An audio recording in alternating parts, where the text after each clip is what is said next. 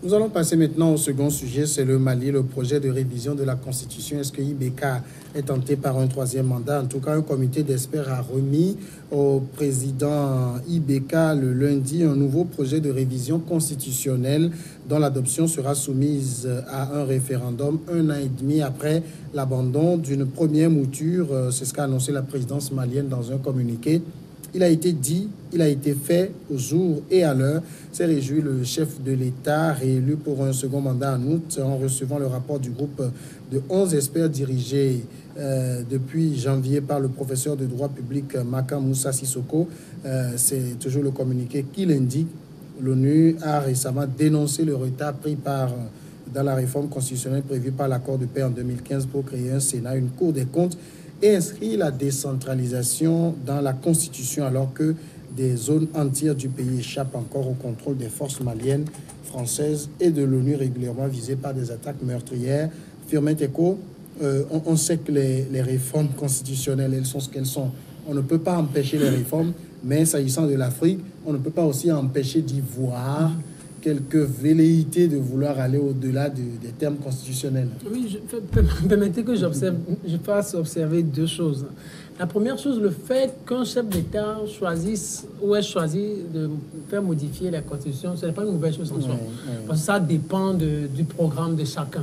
Quand Sarkozy est arrivé, il a fait modifier la Constitution pour donner un peu plus de pouvoir au gouvernement par rapport au Parlement. Surtout quand le gouvernement fait passer une proposition, un projet de loi, le Parlement peut dire je bloque quand la majorité dit non, on bloque. Mais avec la modification de l'article 49 de la Constitution française, mais au cas où le gouvernement français bloque, non, le Parlement bloque, le gouvernement peut utiliser un passage en force. C'est ce qui s'est passé avec la loi Emmanuel Macron portant sur l'activité économique ou la croissance. Donc, le fait que les chefs d'État choisissent de modifier, pour moi, ce n'est pas une mauvaise chose. Mais il faut voir un peu, surtout en Afrique, l'esprit caché derrière.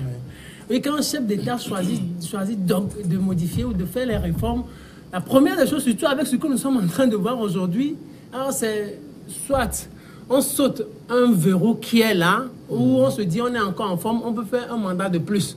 Ouais, c'est ce qui se passe avec ce que nous sommes en train de voir. Chacun lui prête déjà ses intentions. Est-ce qu'il n'a pas le droit de modifier la Constitution? Mais c'est ce qui est caché, qui est un peu blâmable aujourd'hui. Parce que quand les dirigeants ils arrivent au pouvoir, ils sont de très bons opposants. Avec l'esprit de divulguer les valeurs démocratiques, les valeurs liées à la tenance. Mais quand ils viennent au pouvoir, on a l'impression qu'ils changent. On ne retrouve plus les démocrates d'antan. Regardez ce qui se passe. Regardez un Macky Sall, peut-être nous allons en parler tout à l'heure, un Macky Sall qui venait avec de beaux idéaux pour succéder à son mentor, à Abdoulaye Wade, en dénonçant les droits de l'homme. Un Macky Sall qui arrive aujourd'hui, vous voyez tout ce qui se passe, qui parle aujourd'hui de dialogue constructif. Regardez ce qui se passe avec, même avant Talon, le président Boni Yahi avait voulu modifier, il a fallu que des gens crient un peu avant qu'il n'abandonne ce projet-là. Sinon, moins un, il allait modifier la Constitution, il allait faire un mandat de plus, un troisième mandat. Mais Talon, qui était venu, et beaucoup de Béninois avaient placé leur espoir en lui, qui vient aujourd'hui, qui avait dit un mandat. Et aujourd'hui, il oublie même son histoire d'un mandat et il se positionne à faire un mandat de plus. En Afrique, je me dis qu'il y a un problème. Nous allons revenir sur les débats. Je me dis qu'il y a un problème. Soit on va revoir les principes démocratiques imposés par les Occidentaux, ou soit on va revoir les réalités africaines pour savoir exactement là où nous voulons aller. Parce qu'on a les opposants qui viennent avec des valeurs extraordinaires, mais une fois au pouvoir, ils changent catégoriquement. Qu'est-ce qui se passe? Francisco, ici quand même, une réforme constitutionnelle ou une révision constitutionnelle s'impose au Mali parce qu'il y a l'accord de paix d'Alger qui doit être prise en compte par la Constitution pour l'appliquer réellement. Oui, mais Firmin, la démocratie n'est pas forcément européenne, sinon occidentale. Dans notre société africaine, il y avait de démocratie. Il y avait, nous prenons le cas togolais. Oui, il y avait, même quand vous prenez... C'est Soundiata Keïta qui est considéré comme le père de la démocratie. Non, je vous donne, même au Togo, dans notre pays ici, il y avait, je prends par exemple le pays Cameroun, pour qu'un chef, c'est-à-dire le choix d'un chef, c'est par élection. Et les gens s'alignaient derrière, c'est vis-à-vis. Ce n'est pas aller se cacher quelque part. Oui, il n'y a pas d'isoloir. Mais après, qui a gâté ce sont nos politiques. Ce sont nos politiques qui ont commencé la manipulation et autres. Ils ont gâché tous ces fondamentaux qu'on avait. Sinon, le peuple africain, sinon le peuple togolais avait cette culture démocratique. Maintenant, quand nous venons à cette histoire de IBK, vous avez un territoire que vous n'arrivez pas à gouverner. Un pays que vous n'arrivez pas à gouverner. Même aujourd'hui, il y a eu des attaques. On a attaqué un camp de l'ONU, si je crois, aujourd'hui, avec un mort. Et c'est des étrangers qui viennent mourir pour vous. Voilà. Qui viennent mourir pour vous. Et vous êtes là, tout ce qui vous intéresse, c'est de créer encore des problèmes. Parce que c'est ce que ATT a voulu faire. ATT a voulu faire perdurer et remplir. Et c'est là que les djihadistes, tout ça là, sont rentrés. Et après, ça a donné tout ce que... ATT avait donné sa parole.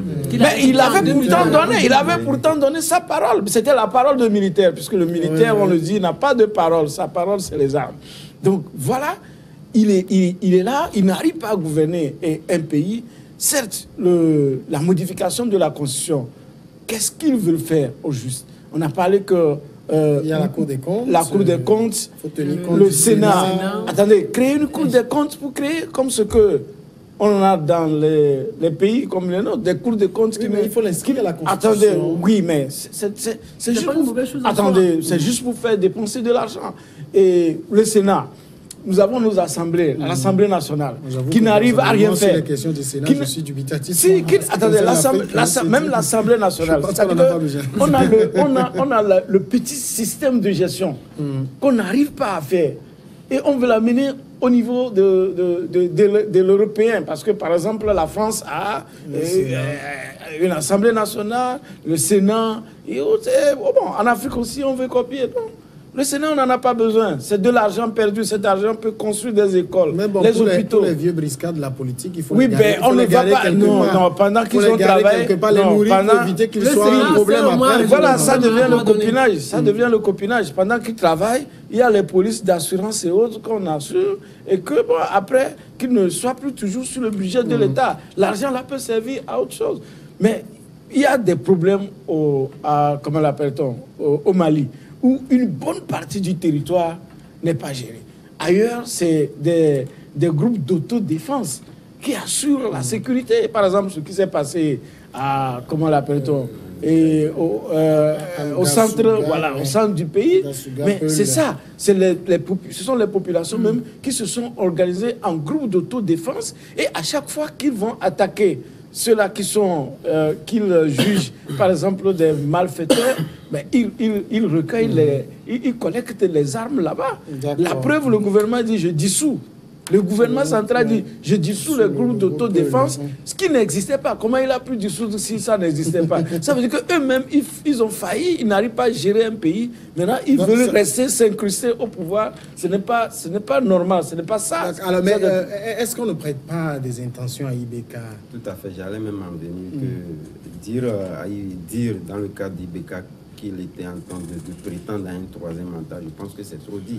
Vous l'avez évoqué tout à l'heure que compte tenu des accords d'Alger, dont on devait intégrer un certain nombre de points dans cette constitution-là, donc il valait la peine qu'on puisse donc la modifier. Mais au-delà de tout, c'est vrai que nos pays africains sont considérés comme des démocraties bananières par le passé et toute modification de constitution était orientée à consolider ou du moins à pouvoir favoriser le maintien au pouvoir d'un certain nombre de clans. Mais aujourd'hui, je pense qu'après le vent de 90 qui a soufflé et qui a permis à ce qu'on puisse asseoir du moins des démocraties sur de bases plus ou moins solides, il y a lieu quand même après 20 ans qu'on puisse revoir au vu des dirigeants que nous avons, au vu de leur regard de la situation politique, sociopolitique de leur pays, devrait quand même revoir cette constitution-là qui n'est pas fondamentalement orientée vers un maintien ou du moins se briguer un troisième mandat. Mais malheureusement, les gens ont toujours tendance à pouvoir, disons, transcender ou du moins se réorienter un certain nombre de débats qu'on a connus par le passé qui ne sont plus d'actualité parce qu'aujourd'hui, vous allez constater qu'on a plus de forces vives qui ont regardant beaucoup plus sur la politique et qui ne vous autorise pas automatiquement à pouvoir donc faire des modifications de constitution pour se maintenir au pouvoir. C'est vrai que tout à l'heure, Firmin Tekou-Agbo évoquait le cas béninois où Yahi Boni voudrait plus ou moins... Yahi s'est justifié après que c'était la Cour des comptes qu'il voulait inscrire dans la Constitution. Voilà. Il s'est défendu. Et non touché à l'article 37. Non, parce que c'est comme je le disais, au vu du regard du dirigeant qui est venu, parce que toute opposition qui prétend être au pouvoir a un regard de la gouvernance qui veut imprimer au pays. Et donc conteste d'une manière ou d'une autre cette constitution-là de l'autre gouvernement qui se trouve être le gouvernement sortant. Donc du coup, lorsqu'on arrive au pouvoir, non seulement les orientations sont faites d'une manière à se maintenir au pouvoir, mais quand même, il doit asseoir cette constitution-là sur le fait qu'il a une vision pour le pays et conformément à cela, il peut modifier la constitution. Donc, mais compte tenu de l'histoire de nos pays africains, on a toujours tendance à toujours imprimer à ces modifications-là des intentions de se maintenir au pouvoir. Alors justement, Firmin, ces intentions se révèlent parce que, connaissez nos chefs d'État, ils touchent à une virgule de la Constitution. Après, ils disent, bon, ce n'était pas la Constitution qui était là quand je suis venu, donc il faut faire un compteur à zéro. On a une nouvelle... La loi ne dispose que pour l'avenir et autres là. Oui, je pense que... Ils deviennent de grands juristes pour l'occasion. De grands juristes, et ils ont raison juridiquement. Mais je vais répliquer un peu à ce que Francisco Napokoura a dit tout à l'heure. Ce que je dis au fait n'est pas mauvais en soi. Regardez, bien sûr, il y avait une certaine démocratie, oui, démocratie traditionnelle à l'africaine. Mais la démocratie que nous pratiquons aujourd'hui, c'est une démocratie moderne, une démocratie qui nous a été imposée par les Occidentaux, vrai ou faux. Vous ne direz pas le contraire. Mais regardez, faisons une petite observation. Qu'est-ce que cette démocratie-là nous a rapporté de 1990 à aujourd'hui? Les pays qui se sont lancés dans la démocratie, qu'est-ce que ces pays-là peuvent nous brandir aujourd'hui? Maintenant, la deuxième question, peut-être vous allez répondre, la deuxième question, est-ce que ces chefs d'État-là, qui se lancent aujourd'hui dans cet esprit de modifier la Constitution pour briguer un mandat de plus, est-ce qu'ils n'ont pas raison? Est-ce qu'ils n'ont pas raison? Parce que c'est une question que je pose, c'est un débat. Moi, je suis en train de réfléchir. Et à l'avenir, je vais faire beaucoup de choses par rapport à ça. Est-ce qu'ils n'ont pas raison? Parce que vous arrivez au pouvoir, vous avez un certain nombre de programmes, vous avez des choses à faire pour votre pays. Mais on vous dit un mandat, 2 mandats. Après, vous vous rendez compte que vous n'avez pratiquement rien fait. Qu'est-ce qu'il faut... La question, c'est que vous n'êtes pas le plus intelligent du pays. Oui. À part vous, il y a d'autres personnes qui peuvent continuer. Parce que si vous n'êtes pas capable, par exemple, de faire perpétuer votre œuvre, c'est que vous avez échoué. Voilà, oui, vous répondez très bien. Mais regardez, par exemple, ces pays-là qui se sont lancés dans cette démocratie, ceux-là qui se sont suicidés au Bénin, des gens se sont suicidés. Kérékou est parti, Kérékou est arrivé. Après, Soglo est arrivé. Après, Boniaï est arrivé. Après, Talon est arrivé. Le Bénin, qu'est-ce qui a changé fondamentalement dans ce pays? C'est la question qu'on peut se poser. Mali, avec tout ce que nous avons connu comme président, qu'est-ce qui a fondamentalement changé dans ce pays? Regardez les pays qui n'ont pas opté pour cette voie. La Chine, par exemple, qui n'a pas opté pour cette voie. En Chine, il y a l'alternance. Je pense que c'est le Xi Jinping qui a sauté le verrou là-dedans. Il y a eu alternance en Chine. Sauf que c'est dans un seul creuset du Parti communiste. Non. Écoutez, par exemple, je parle de la démocratie. Je sais que vous voulez répondre.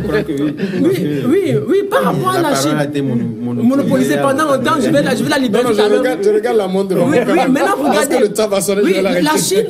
La Chine, c'est une pure dictature. La Chine, c'est une pure la Chine, c'est une pure dictature. Écoutez, la tenance, c'est un autre problème par rapport à la démocratie. La Chine, ce que moi je félicite pour les Chinois, c'est la décentralisation qu'ils ont mise en œuvre au niveau de leur province. Mais regardez comment la Chine s'est développée. La Chine ne pratique pas notre démocratie occidentale. Donc moi, je voudrais que cela soit un débat. Je ne suis pas en train d'affirmer, mais il faut que nous réfléchissions avant de poursuivre cette démocratie occidentale. Francisco. Oui, si nous comparer à la Chine, on va très loin. Parce que la Chine a sa culture qui n'a pas été dessouchée comme nous dans nos cas. Voilà, et puis vous donnez une réponse à ce que je suis en train de dire. Quand vous prenez la Chine, bien sûr, il y a eu des périodes où, tout comme ce qui se passe chez nous, où les gens ont amassé, les gens ont pillé même le pays. Mais après, on les a protégés et autorisés à investir. C'est eux qui relèvent le pays. Dans le pays, l'égoïsme ne le permet pas. C'est-à-dire que quand vous en avez, vous devez cacher ça quelque part jusqu'à ce que vous mourrez et ça devient l'argent perdu. Mais quand vous dites qu'est-ce que la démocratie a apporté, par exemple, au Bénin, la démocratie, au Mali. La démocratie en a apporté. Parce que, Pourquoi? attendez, Kérékou était au pouvoir. La situation économique du Bénin, quand Kérékou devait partir, mais c'était comment? C'était exsangue. Ben justement, il a fallu l'arrivée de Soglo, qui a renoué avec beaucoup d'institutions, qui a remis le pays sur les rails. Malheureusement, il a mélangé pouvoir et femme, ce que les Béninois n'ont pas accepté. Il est parti et un mandat, et puis après... Boni Kérékou est revenu. Kérékou est revenu. Quand Kérékou est revenu, vous avez vu, Kérékou a posé des bases, d'accord, de construction du pays. Et après, Boni Aïe, ça a été une promotion de Kérékou. Kérékou était là, quelqu'un le dérangeait, il a envoyé à la BCAO ici, et à la BOAD. Il est venu rester ici. Après, il est retourné, il a pris le pouvoir. Et à un moment donné, le peuple béninois était devenu trop insatiable. Donc ils en voulaient plus, et tellement plus, et on leur a envoyé le Messie qui est devenu, sinon qui devient, voilà, un pire dictateur qui est en train de plonger le Bénin. Parce que le Bénin a gagné en matière de démocratie. Le Mali, je l'ai dit, ATT avait bien fait, je crois en 2002, et quand il avait pris le pouvoir, il avait dirigé une transition qui a permis après Alphane Ouma Konaré est arrivé au pouvoir. Le Mali allait bien, mais seulement le dire qui a permis à ATT de revenir et qui en temps ne voulait pas repartir, c'est ça, avec la chute de la Libye. Si la Libye n'avait pas chuté, aujourd'hui, le Mali ne serait pas, disons, dans cette situation. Donc il y a des exemples. Je prends la Côte d'Ivoire. Si par exemple, Alassane Ouattara, qui est venu. Moi, je connais des gens, les pro-Gbagbo, qui ont dit Ouattara ne vaut rien. Ils sont restés au Togo. Quand ils sont partis en Côte d'Ivoire, ils ont fait 1 semaine, 2 semaines, 1 mois. Quand ils sont revenus, oui. Seulement, c'est l'argent qui ne circule pas encore. Mais il veut rester au pouvoir pour faire quoi? Pour remettre à zéro. C'est-à-dire que le héros qui devient zéro, ce n'est pas normal. Il faut que les gens inculquent. Et moi, je dis les médicaments pour nos présidents africains, il faut qu'on invente une puce électronique, qu'on les met dans la tête, pour ne pas modifier les mandats, le mandat pour aller au 3e mandat. Sinon, on en a marre. Adam Adjonou, mais dans tout cela, quand même, le point où tout se recoupe, c'est que les modifications constitutionnelles sont indispensables. Oui, naturellement, parce que, vous savez, lorsqu'on parle de modification constitutionnelle ou de la loi fondamentale de tout pays, il faudrait interroger notre passé. Et par rapport à cela, je pense que je l'ai dit une fois lorsque la situation gabonaise était encore très vive au niveau international. Je l'ai dit, après 50 ans d'indépendance de nos pays africains, il est temps quand même qu'on puisse quand même réadapter nos lois fondamentales à nos réalités. Ce qui a fait qu'on a trouvé même une fois, lorsque les gens prétendaient que la loi gabonaise n'avait pas, disons, n'avait pas prévu voilà, les cas de figure qui étaient dans ça, créé d'autres problèmes, et que la Cour constitutionnelle était revenue donc pour pouvoir trouver des parcellaires à pouvoir expliquer cela. Ça faisait en sorte que les gens disaient que voilà, qu'on était dans une position où on voulait coûte que coûte maintenir Ali Bongo au pouvoir. Donc c'est dit tout simplement qu'au vu de ces cas de figure et qui peuvent être répétés à plus de dizaines de fois au niveau du continent, il est temps quand même qu'on puisse modifier nos lois fondamentales, donc nos constitutions, les réadapter à nos réalités. C'est ce qui est en train d'être advenu aujourd'hui. Mais fondamentalement, on a toujours tendance à vouloir toujours coller cette étiquette-là de modification, de se maintenir au pouvoir aux dirigeants là qui ont un autre regard par rapport à la gouvernance de nos pays. Et je pense que c'est un pan qu'il faudrait fondamentalement que nous, le bas peuple, puissions comprendre que nous qui faisons des réclamations, nous qui admettons que voilà, il y a un certain nombre de choses qui ne marchent pas, qu'on puisse quand même permettre à ces dirigeants-là d'avoir la main libre, de pouvoir opérer un certain nombre de réformes et de pouvoir donc mieux diriger le pays. C'est ce qui est en train d'être fait. Donc pour revenir à la question dont on parlait de la démocratie, comme le disait Fimet Teko Agbo, comme cela n'a vraiment... Ça a apporté même dans notre pays. Lorsque aujourd'hui nous interrogeons un peu notre passé, au vu d'un certain nombre de situations, je pense qu'il y a eu des acquis. Même lorsque nous prenons depuis la démocratie jusqu'au jour d'aujourd'hui, il ne faut pas qu'on cadre toujours la démocratie au renouvellement de la tête, au renouvellement des dirigeants. Non, quand même, il y a eu des acquis. Aujourd'hui, même si la liberté d'expression n'est pas totalement acquis, comme les gens ont toujours tendance à le contester, nous avons quand même une démarche. Lorsqu'on compare aujourd'hui, le Togo a gagné beaucoup de place en ce qui concerne cette liberté-là. Il y a eu d'autres réformes aussi qui sont engagées et qu'on peut aujourd'hui attribuer du moins à ce vent de démocratie que nous avions donc constaté dans le pays. Je pense que non, moi je ne suis pas. Je ne suis pas anti-démocrate. Moi je suis un démocrate. J'adore les valeurs démocratiques. Sauf que je me rends compte qu'en Afrique, cela n'arrive pas à s'adapter à nos réalités. Francisco Napoukouara a dit quelque chose d'intéressant. Quand il a parlé des Chinois, il a parlé de leur réalité.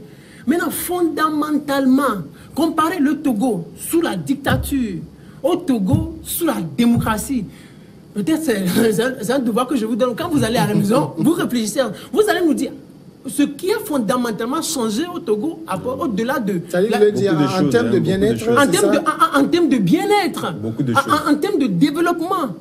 Moi, je peux dire au Togo, ce que nous avons pu gagner, enregistrer comme un plus au niveau, sur le plan de la démocratie, c'est beaucoup plus la liberté d'expression. La liberté d'expression. À part ça, fondamentalement. Il y a eu beaucoup de gains. Moi, je pense oui, comme beaucoup de gains. Mais ce qui a aussi l'avancée notable qu'on puisse aussi enregistrer, c'est que cette avancée ne profite qu'aux dirigeants politiques. Par exemple, quand on parle de financement des partis politiques, il y a eu le multipartisme, subvention des partis politiques, l'argent circule, mais l'argent n'arrive pas au niveau du bas peuple. Reprenez par exemple, je prends ce que nous avons connu ces dernières années, 2019 ou 2017. Maintenant, regardez toutes les rencontres que les opposants ont eues. Regardez l'argent qui a circulé. D'aucuns parlent de 50 000 euros, d'autres parlent de 20 000, 30 millions. L'argent qui a circulé. Maintenant, ça s'est arrêté. Fondamentalement, qu'est-ce que cela a apporté au pays? Rien. Mais au niveau du bas peuple, qu'est-ce que le bas peuple a eu comme résultat? Mais les dirigeants politiques de l'opposition se sont enrichis avec ça. Donc pour moi, la démocratie, au fait, ne profite qu'aux dirigeants aussi bien du pouvoir que de l'opposition. Mais le peuple est laissé aux oubliettes. Francisco. Non. Écoutez, moi, en fait, démocratie, il faut qu'on l'applique. On prend l'avion, on ne réadapte pas l'avion au chameau avant de les prendre. Là, on ne parle pas de modification. Mais quand on dit les normes démocratiques, on dit de faire la démocratie à l'africaine. Non, il y a les normes de démocratie. Écoutez, on peut ne pas limiter les mandats, mais si le système d'élection n'était pas verrouillé, on n'a même pas besoin forcément, n'est-ce pas, de limiter les mandats. Si le système n'était pas verrouillé, qu'on aille aux élections libres, celui qui a gagné, qu'il sorte, qu'on permette à tout le monde de pouvoir aller aux élections, je peux dire qu'on aura fait beaucoup d'avancées en démocratie. Lorsque vous me dites que la dictature a rapporté, qu'est-ce que la dictature sous Eyadema pendant combien d'années a rapporté? Seulement, c'est que... Je n'ai pas entendu cette phrase. Attendez. Mais je vous ai donné un débat de maison que je vous ai donné, mais que vous n'avez pas de la dictature sur Faure Gnassingbé. J'ai dit comparer le temps de la dictature d'Eyadema et le temps Togo démocratie 1990 à ce que nous sommes en train de voir. Regardez peut-être les avancées. Non, de toutes les façons, vous savez, c'est que dans le temps. C'est que dans le temps. Moi, je suis sérieux, je ne blague pas avec ce que je développe. C'est que vous non, mais c'est que ce n'est pas l'adéquation avec la réalité. Non, vous ne fouillez pas les archives. Moi, je vous donne seulement un exemple. Juste pour construire 2 février, ou pour construire l'aéroport de Niantoukou, de Lomé, mais dans le temps, le temps du feu Eyadema, mais l'argent, ce qu'on a dépensé, c'était plus que ce qui était prévu. Est-ce que vous comprenez? C'est parce qu'il n'y avait pas cette possibilité d'informer et de dénoncer. D'accord? Et vous avez cru pendant longtemps que tout allait bien. Je prends par exemple la succession et par son fils. Est-ce que vous voyez? Aujourd'hui, tout le monde apprécie qu'il y a des routes qui se sont tracées en quelques années. Imaginez que Eyadema, peut-être en 1995, si Edem Kodjo, par exemple, avait pu prendre la succession de Eyadema, qui relançait le pays sur un autre. Vous croyez que celui qui va venir va vouloir faire moins que Edem Kodjo? On serait en train... Attendez, voilà les profits de la démocratie. Et là, le pouvoir, l'argent, tout aurait tourné dans les mains d'une bonne masse et ne se concentrait pendant plus de 50 ans dans la main d'une minorité. Vous vivez dans le si. Vous vivez dans le si. Voilà la démocratie. Oui, vous vivez dans le si. Regardez par exemple. Je vais répliquer à ce qu'il a dit. 90 à 2005, qu'est-ce qui a changé? Nous avons opté pour la démocratie en 1990. De 90 jusqu'au décès d'Yadema. Qu'est-ce qui a fondamentalement changé? Et si vous comparez ces 15 années-là au temps de la dictature, qu'est-ce qui a changé? De 90 à 85. L'Union européenne est partie. On n'a pratiquement rien eu. Il faut laisser l'Union européenne. Vous savez, moi je ne suis pas d'accord avec Filmet lorsqu'il fait vraiment ces analyses. Je pense que la démocratie, lorsque nous la prenons dans sa globalité, c'est vrai qu'il y a des points ou des options sur lesquelles on peut en discuter.